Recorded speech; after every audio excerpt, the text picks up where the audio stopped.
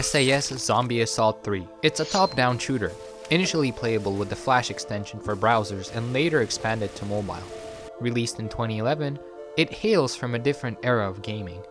Back then, games were designed to be simple due to the limitations of the Flash player, and many gamers' computer hardware being no better than a laptop louder than an early morning's construction work. That is to say, games had to be made in a way that's accessible to all. To me, perhaps due to nostalgic reasons or otherwise just a simple addicting gameplay loop, SAS 3 kept me playing on and off for the past 10 years. I've been through it all, witnessing every obstacle along the way. Everything from the mobile release, to permanently losing my max level account, to then the Flash player discontinuation, and now the shutdown of all official servers. So, I know a thing or two about this game. Join me on a journey to revisit this old relic. SAS 3, developed by Ninja Kiwi, was an installment in a series of games about zombie defense. The series development went something like this. Starting in 2008, SAS Zombie Assault 1 was released. Ninja Kiwi, already having launched the most well-known series of tower defense games, Bloons, decided to make a darker and more realistic game, with themes of desperation from the inevitable zombie swarm that will eat your brains out one way or another. And nothing at all resembling their light-hearted monkey tower defense, it was an experimental development for a completely different audience. SAS developers quoted to be inspired by the newly released Call of Duty World at War zombie game out in 2008. And SAS, one big difference from their first Bloons release in 2007 was of course the freedom to move around. You controlled your character and aimed your shots instead of purchasing troops and strategically deploying them in tactical positions, only to then watch them beat the game for you. You're the one in control in a desperate situation. But SAS Zombie Assault 1 was a bare bones game, even for a Flash release. Quite literally inspired by Call of Duty Zombies, its gameplay was limited to one map and a few weapons. Arguably, you can even call it a ripoff when they tried making a 3D version just because of how similar they were. To win, in either of the 4 difficulties provided, you just shoot zombies, try to keep them out of your shelter, and make sure to watch out for special enemies. Despite its modest success, the game received an upgrade the following year, SAS Zombie Assault 2, better graphics, and a new progression system to keep you playing. Once again, it was a decent success, receiving a complimentary map expansion, but there was one missing key feature that the fans were begging for, and it's only until SAS 3 that it would all change. Co-op multiplayer, up to 4 players controlling special forces, ready to take on the horde of the undead. What's better than surviving a zombie apocalypse with your buddies? When you first open the game, you're greeted by a creepy drone track playing in the background with occasional distant cries for help to set the mood. Its eerie nature with sounds of flesh, blood, and meat are always present wherever you go, only muffled by the mechanical sounds of your gunshots and even louder splatters of the zombies you shred.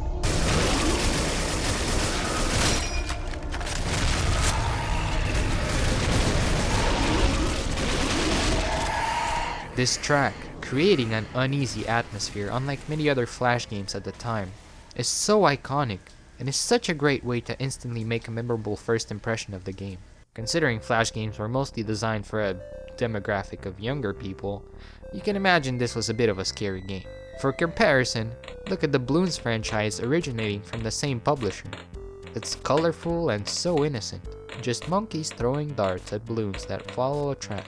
Now compare that to opening SAS 3 and being greeted by a bloody background and the mentioned soundtrack. It is the only piece of music in the entire game, and it will haunt you wherever you go.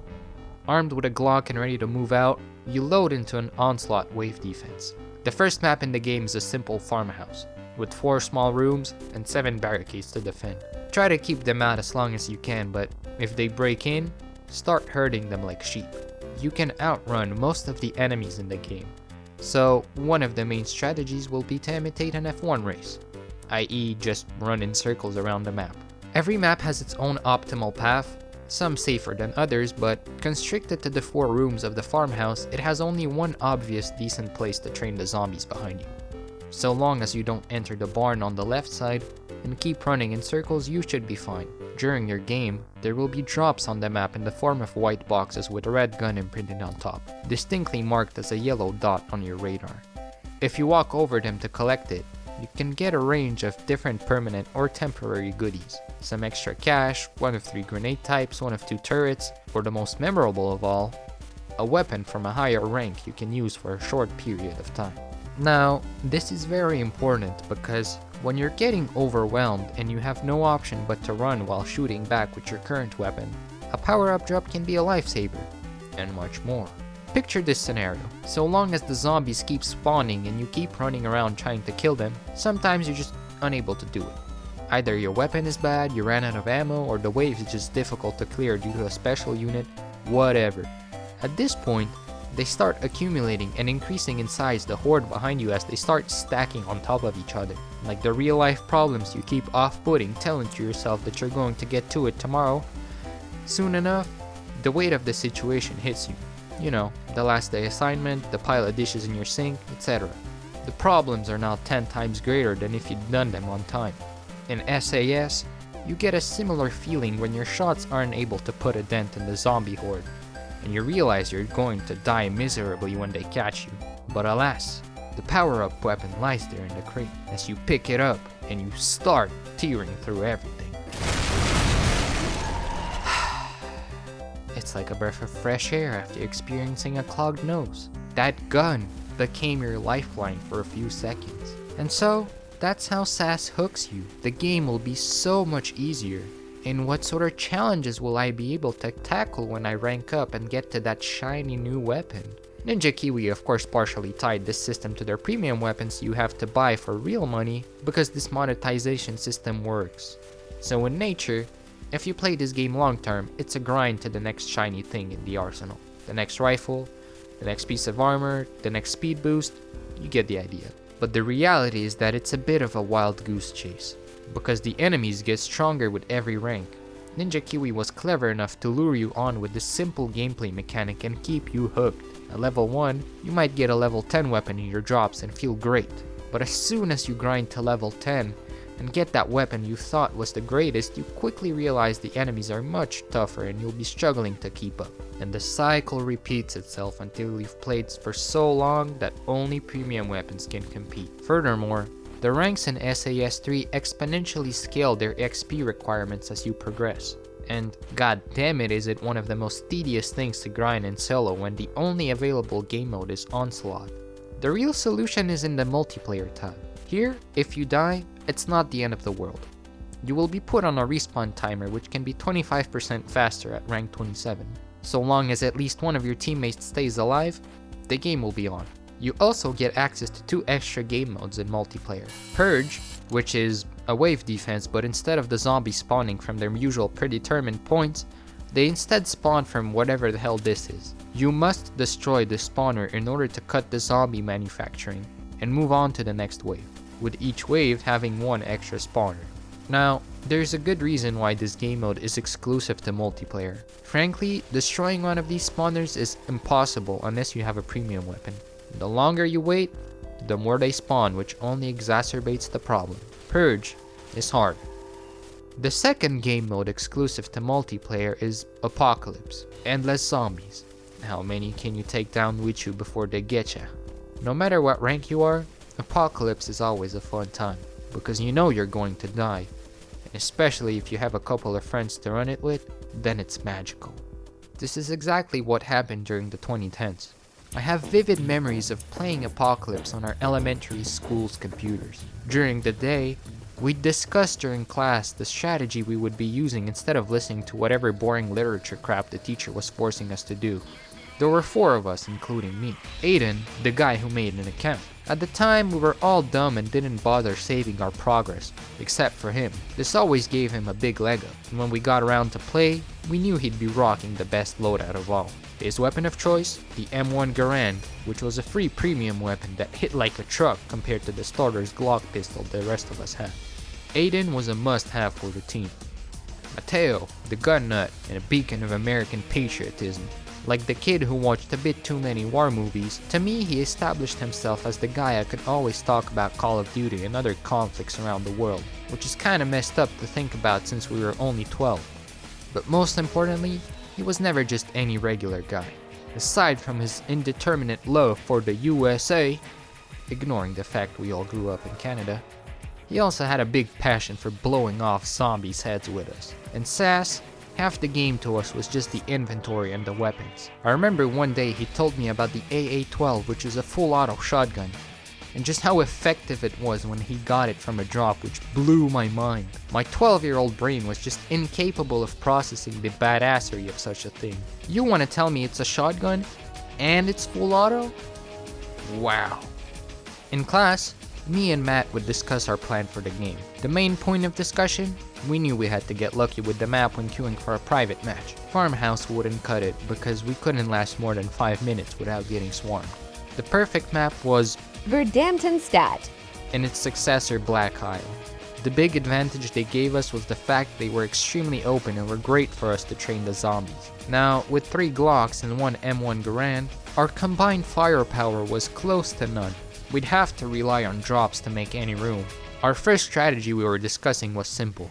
Stick together and keep running circles. These maps didn't confine you to a small room and gave you plenty of wiggle room to get around the zombies. To an extent, it worked for a few minutes when we tried it, until one of us died trying to pick up a drop. Then everything fell apart soon after they respawned, which broke the entire formation of zombies we were forming. Alternatively, Mateo and I also thought of another idea during class which we wanted to try. At the beginning of the match, when we had a few seconds before the zombies spawned, we would split up and try to make our own separate zombie tails. We would all follow the same path, except we would split the circle in 4 and then start running. In this way, if one of us died, then technically the zombies would just follow along the circle path to the next person, like a whirlpool. Now, that turned out to be a shitty idea because as soon as somebody died, the zombies would just cut through the middle and intersect the other player. This occurrence happened even if everybody was alive, except the zombies' quantities would be manageable from the natural spawns. Instead, if somebody died, there would be an entire army of zombies ready to sandwich the next player. Now, try as we might, nothing was really working effectively. Half the time we'd get a tough map and the others we wouldn't last any significant amount of time. But we wanted to win. How many zombies can we take on before we all go down? How long can we last before we all look at the minimap and start lagging from the amount of enemies? Until we're satisfied with the amount of lead pumped into the undead. Our 4th guy, which I hadn't mentioned yet, found out one day that one of the computers in the school lab had a saved account with level 14 in game. A stroke of luck, or some kind of ancestral gift from the kids in a higher grade. We could use this account to our benefit. The strategy was simple now. Run to get to that computer as soon as possible before anyone else takes it, and claim its power for SAS 3. The account had an automatic AK-47 rifle, but most importantly of all, being higher level allowed it to receive higher grade weapons from drops, the type of weapons that decimate the zombies, including the likes of the RPG, the flamethrower, or the sci-fi laser beam shooter CAW. And suddenly, our games became much better. We went from averaging a game of 5 minutes and quitting from frustration, to playing apocalypse games lasting over 20 minutes until the game was unplayable from the lag. Now don't get it confused. How is it possible you guys became so good from one weapon? That doesn't make sense. If there's so many zombies on the map you guys are lagging, then realistically you shouldn't be surviving at all, right? But in fact, the opposite is true. Firstly, this is something that I learned recently while researching for this video. The game bases its difficulty on the average rank of the lobby. So, if you have one max level guy and the rest are completely fresh accounts, the game is going to be really easy for the max rank. In our case, we had 2 relatively fresh accounts. Aiden, who was relatively new as well, and the random account on level 14. So, averaging everything together, the game was manageable for the level 14 account. And the whole thing about zombies overwhelming us to the point of the game being extremely laggy is just based on the fact they all accumulated behind us. So long as you outran them, at some point there was little reason to even try to clear them out. Instead, what the stronger AK-47 allowed us to do was to clear the path in front of us. The small amount of zombies that naturally spawned in front of us before getting sucked into the formation went from being a threat that would lose us games to being manageable. This simple change allowed us to make so much progress, and the rest of us quickly adapted to the strategy. That is to say, we became supports for the main gunner. We would try our best to kill as much as possible, but our ultimate purpose became to stay alive when the main gunner went down. And oh, did you feel it when that happened. The AI of the zombies became a lot slower the more of them they were on the map. And similarly, at some point they started ignoring any nearby threats and just focused one player until they died. With the power of getting a stronger weapon and staying alive longer, when that one buffed player inevitably died, all the zombies would pause for a second, updating their new target, and all turned around at the same time. In those moments, the stakes were high, as you were facing the culmination of the past 20 minutes of the undead that were supposed to be split equally between 4 players. All you had to do was make it till the next guy respawned. And while everyone else was dead, looking over your shoulder guessing whether or not we're going to make it another 30 seconds or not, you felt the pressure. The game became hot potato. Someone else was about to receive the horde before passing it on to the next person. SAS 3 gave you a special feeling of desperation filled with intensity, and when we inevitably lost, our ranks quickly rose because we killed so much. With teamwork, strategy, and a touch of luck, we cracked the code, and we felt good about it. With time, we all parted ways, because that's life. Though I've heard Matt has found a way to serve the country which he's proud of. Godspeed. SAS 3 later received a mobile port. When I found out about it a few years later, I decided to give it a shot. I quickly found out that the game received more than just a port of the Flash version. New enemies, new weapons, a clan system, balance changes, perks, a friendly SAS bot to aid you in game, etc. While the core gameplay loop of running around the map shooting back the zombies doesn't change, there are a few things to mention. Firstly, the quality of the game improved significantly. Perhaps to ease the mobile player base or otherwise a simple quality of life feature, you can now purchase a health regen perk before every match. To balance this, the developers introduced a new enemy type which burrows underground and pops up when close to you, leaving a poisonous trail behind itself. And the only way to know they're coming is by looking at the minimap. But realistically, it's so cluttered, you're not going to notice them, which means you're going to be taking some damage even if you play perfectly. Otherwise, the costs of turrets and grenades have been lowered, and a new perk allowing you to turn this game into a half-assed tower defense brought some variety in gameplay. Camping is not a half-bad idea considering the new maps they added. Our favorite map to play with my new friends was Office. It came with an experience multiplier of 140% and also had this really obvious camping room. And as a bonus, you could literally get your buddy bot stuck in one of the 2 entrances to the camping spot. The bot would constantly fix the barricades for you, slowing down the zombies' approach, and would be used as fodder. How cool. Another interesting feature that Ninja Kiwi added were missions. They were like a campaign where you would tackle challenges such as facing off enemies that one-shot you, or being on a constant life drain unless you do damage to leech off your enemies. The missions were decent ways to earn ranks and XP. Crucially, completing missions rewarded players with SAS bucks. This premium currency could then be used for premium weapons, permanent perks, or the newly added Phoenix system resetting all your progress to 0, but making one of your weapons of choice stronger. Otherwise, most of the things from the Flash version came back. Apocalypse returned, and probably shockingly to anyone who's first played it, it turned out to be completable on the mobile version.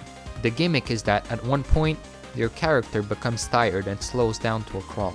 Otherwise, SAS 3 is just as it is, a relic of a bygone era of Flash games. There haven't been any updates since 2013, and when the Flash plugin was discontinued, Ninja Kiwi ported SAS alongside its other relics to their archive on Steam. Unfortunately, all servers were shut down sometime in late 2020, so multiplayer gameplay is no longer accessible, and with it, the rest of the game. Apocalypse and Purge aren't available in single player as I've mentioned before, and you can no longer play with your friends. The one thing the game was designed for, and the one thing that made it stand out and become such a memorable experience is no longer accessible. The mobile version has seen a similar fate, being left in a half-finished state, with maps and features set to be indefinitely coming soon, the multiplayer servers not working, and the inability to download the maps, SAS 3 has become a shell of its former self. It's truly a sad moment for gamers. but what's left of this community heart is still pounding. Some have remade a few maps from SAS and Call of Duty World at War, the original game the entire franchise was based on. I had the opportunity to play it as a fan myself, and I was shocked to find out someone went to such lengths to make a crossover. Thank you. I also saw a Reddit post this year about a screamer the devs implemented into the game if you tried to cheat. The user tried to modify his ammo through external programs, and as soon as the game detects it, it gets insta-killed with the loud death sound repeated over and over. The death message reading, "You have been foully murdered." If you weren't a little creeped out by this game at some point, then that's a good reason. Well, anyhow, the game doesn't mind the fact that I'm blatantly using an auto-clicker to quickly fire their semi-automatic weapons. And of course, the biggest part of the community moved to the newly released SAS 4. I, for one, had the pleasure to play SAS 3 on and off while it was still active. After enjoying it on the computer, I got back into it a few years later on the mobile version and slowly grinded it out, playing missions for the premium weapons and generally enjoying some apocalypses here and there to rank up. And it's a damn shame to know that this game was abandoned by the developers. And what's more of a shame is the fact that I completely lost all of my progress. I'm quite pissed about this. I just installed the game on my new phone, and when I logged into my account, it just started from zero. Still displaying my old stats, however, but with an empty account. And otherwise, that's the end of the video. If you're a big fan of SAS 3, and I hope this served as a pleasant trip down memory lane. Big thanks to the person who hosted the private server allowing me to record the PC version of Purge and Apocalypse. And a bigger thanks to you for watching. I'll see you all next time.